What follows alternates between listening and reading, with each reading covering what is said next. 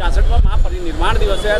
पूरे भारत में जो है बाबा साहब को आज श्रद्धासुमन अर्पित किए जा रही है और दिल्ली उस जगह पे आज हम खड़े हैं जहां बाबा साहब ने अपनी अंतिम सांस ली थी, 26 अलीपुर रोड। और आज हमारे सामने दिल्ली सरकार के कैबिनेट मंत्री, समाज कल्याण मंत्री राजेंद्र पाल गौतम जी हैं हमारे बीच में। आज उन्हीं से जानना चाहेंगे कि किस तरीके से वो अपने श्रद्धासुमन आज अर्पित करेंगे बाबा साहब जी को। एक्चुअली जब मैं अपने देश भारत के इतिहास के बारे में पढ़ता हूँ तो मैं ये देखता हूँ कि भारत में 90% लोगों को हज़ारों साल तक गुलाम रखा, हज़ारों साल तक पढ़ने लिखने से, व्यापार करने से, संपत्ति इकट्ठा करने से, ज्ञान अर्जित करने से वंचित रखा। और भारत एक विविधताओं का देश है जहाँ हज़ारों जातियाँ हैं, अनेक वर्ण हैं, अनेकों धर्म हैं। तो ऐसे विविधताओं के बाद भारत को एकजुट रखना बड़ा मुश्किल था। लेकिन डॉक्टर बाबा साहेब अम्बेडकर जी ने मनुस्मृति के विरुद्ध भारत का संविधान बनाकर सभी जाति, सभी धर्म के लोगों को, स्त्री पुरुष को, सभी को संविधान की नज़र में समान कर दिया। सबके आगे बढ़ने के रास्ते खोल दिए, सबके पढ़ने लिखने के रास्ते खोल दिए।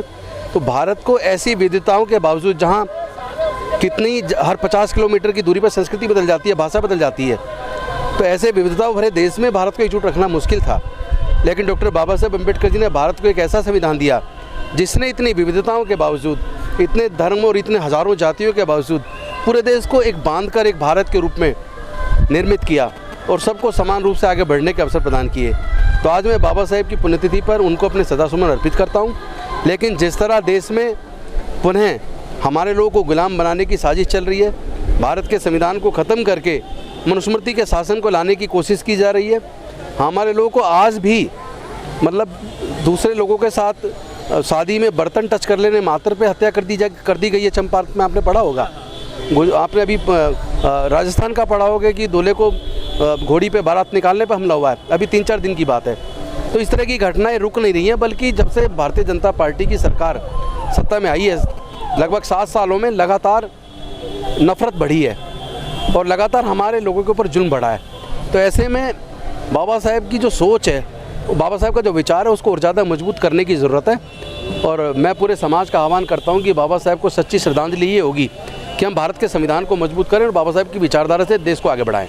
माननीय मंत्री जी, खुद आप एक अधिवक्ता रहे हैं और आपका काफ़ी लंबा समय प्रैक्टिस में गया है और भारतीय संविधान, दुनिया के संविधानों के बारे में भी आपको जानकारी है। जिस तरीके से देखा जाता है कि पूरे देश के अंदर अभी तक जो संविधान विशेषज्ञ थे, उन्होंने जो संविधान बनाए, अधिक से अधिक 15 वर्ष उनकी आयु रही। कोई संविधान 5 साल में खत्म हो गया, कोई 7 साल में खत्म हो गया, कोई 15 साल में खत्म हो गया। लेकिन भारत का संविधान 74 साल तक अभी तक जीवित है। लेकिन इस देश के पाखंडवादी, मनवादी और ब्राह्मणवादी मानसिकता के लोग उसको हजम नहीं कर पा रहे हैं। आप खुद भी जानते हैं इस बात को लेकर, क्या कहेंगे इस बात को? वो हजम करें या ना करें, पर ये तो सच्चाई है कि भारत का संविधान दुनिया का सर्वश्रेष्ठ संविधान है और इतनी विविधताओं के बावजूद भारत को उसने एकजुट किया है। वरना भारत में आज़ादी से पहले 562 रियासतें थी और हज़ारों जातियों के बावजूद, इतने धर्म, इतने वर्ण के बावजूद उसको एकजुट रखना इतना आसान नहीं था। तो ये जो एकजुटता है, जो भारत के रूप में एकजुट भारत के रूप में नज़र आता है, ये बाबा साहेब की संविधान की वजह से, जिसने सबको आगे बढ़ने का रास्ता खोला है। तो कोई कितनी भी कोशिश कर ले, ये मनुवादी व्यवस्था कितनी भी कोशिश कर ले, दोबारा से मनुस्मृति को देश के लोग स्वीकार नहीं करेंगे और अल्टीमेटली सबके कल्याण की भावना के साथ बाबा साहब का संविधान ही आगे देश को बढ़ाएगा।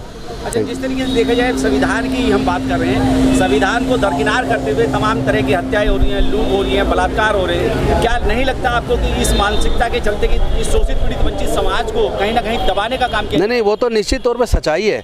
और शर्म की बात तो यह, जो लोग मंत्री पद की शपथ लेते हैं, प्रधानमंत्री, राष्ट्रपति, मंत्रियों की पद की शपथ लेते हैं, सांसद की, विधायक की शपथ लेते हैं, वो शपथ लेते वक्त भारत के संविधान की शपथ लेते हैं कि हम किसी से बिना भय के, बिना पक्षपात के सबके साथ न्यायपूर्ण तरीके से अपने निर्णय लेंगे। लेकिन ऐसा प्रैक्टिकली दिखाई नहीं देता। ऐसा लगता है कि भारत के संविधान की मूल भावना के विरुद्ध जाकर लोग अपने जीवन में फैसले ले रहे हैं और भारतीय संविधान को कमज़ोर करने का काम कर रहे हैं। जिनकी जिम्मेदारी है भारत के संविधान को अक्सर से पालन करने की, वही लोग संविधान के खिलाफ काम कर रहे हैं। इसके लिए पूरे देश को, पूरे समाज को एकजुट होना होगा, ताकि ऐसे लोगों में एक डर पैदा हो कि वो लोग बाबा साहेब के संविधान के खिलाफ सोच भी ना सकें। माननीय मंत्री जी, आखिर में चलते चलते अगर प्रेरणा स्रोत की बात की जाए, संदेश की बात की जाए, आज 66वें परिनिर्वाण दिवस पे हम यहाँ बाबा साहब को नमन कर रहे हैं उनकी परिनिर्वाण स्थली पे, तो क्या ऐसा संदेश है इस देश के युवाओं के लिए जो आज जो है? मैं देश के युवाओं को एक ही बात कहना चाहता हूँ कि जातियाँ कुदरत ने नहीं बनाई।